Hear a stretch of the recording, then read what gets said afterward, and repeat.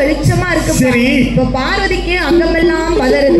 அங்கமெல்லாம் பதறி அனல் வேர்க்குது. ஏன் தெரியுமா? என்ன காரணம்? முத்தமுள்ள நெஞ்சுதானே குறுகுறுக்கும். கண்டிப்பா தப்பு செய்யலன்னா நம்ம ஏன் பயப்படணும்? பகவானையே பரிசோதிச்சு பார்த்திருக்கிறார். அப்படி இருந்து பகவான் உலகத்திற்கெல்லாம் ஒளி கொடுத்துட்டாரு சொல்லி நேற்று பார்வதி அம்மாளுக்கு அங்கமெல்லாம் பதறி அனல் வேர்வை வேர்க்கிறது. அனல் வேர்வை வேர்க்கிறது. பார்வதி வேர்வை பூமியில விழுந்துச்சுன்னு சொன்னா இப்படியா வருது. எனக்கும் பூமி தாங்காதுல்ல. யாரு? பூமியை சுமக்கிற பூமாதேவி அல்லவா? பூமாதேவிப்பா. அப்ப அந்த வேர்வை கீழே விழக்கூடாது என்று என்ன செய்கிறார்? ஆண்டவனாகப்பட்ட சிவபெருமான்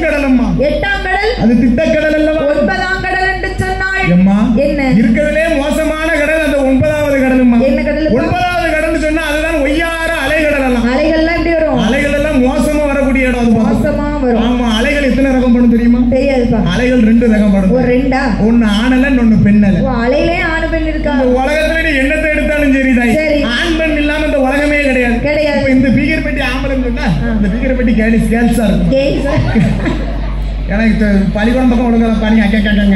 அதனால வாயில வராத பாப்போம். மழை பெஞ்சா கூட பள்ளிக்கூடம் பக்கம் போகல. பள்ளிக்கூடம் பக்கமே போனேன். வாயில வார்த்தை வராது. பள்ளிக்கூடம் பக்கம் போனேன்னு டீச்சரே பள்ளிக்கூடத்தை விட்டுட்டு போயிருவாங்க. அப்படிப்பட்ட ராசியில உள்ள பையன் பக்கம் வந்திருக்கேன். என்ன ராசின்னு கேள. ஆனாவனாவ தலையில படிப்பேன். ராசி என்ன ராசி தெரியுமா? கன்னி ராசி. டீச்சரே ஓடி போயிருவாங்க. அதனால பள்ளிக்கூடம் பக்கம் போகல. ஏன் நல்லதுக்கா தாய்? டீச்சர் அம்மா நல்லதுக்கு நான் பள்ளிக்கூடம் பக்கம் போகல. சரிப்பா. ஆமா, அலைகள் ரெண்டு ரகப்படும். ஒன்னு ஆனல ஒன்னு பெண்ணல. அதுதான் 9வது கடல் ஒய்யாறு அலைக்கடல். ஆமா, சாப்பிட்டா வந்தா அது பெண்ணல. சரி, வாங்கி இந்த ஊர் அடிச்சிட்டு போற மாதிரி வந்துச்சுன்னா அதுதான் ஆனல. பார்த்து ஒண்ணு மாதிரி என்ன மாதிரி 10வது கடல் என்று சொன்னா அதுதான் பார்க்கடல். பார்க்கடல் அல்லவா? 10வது கடலுக்கு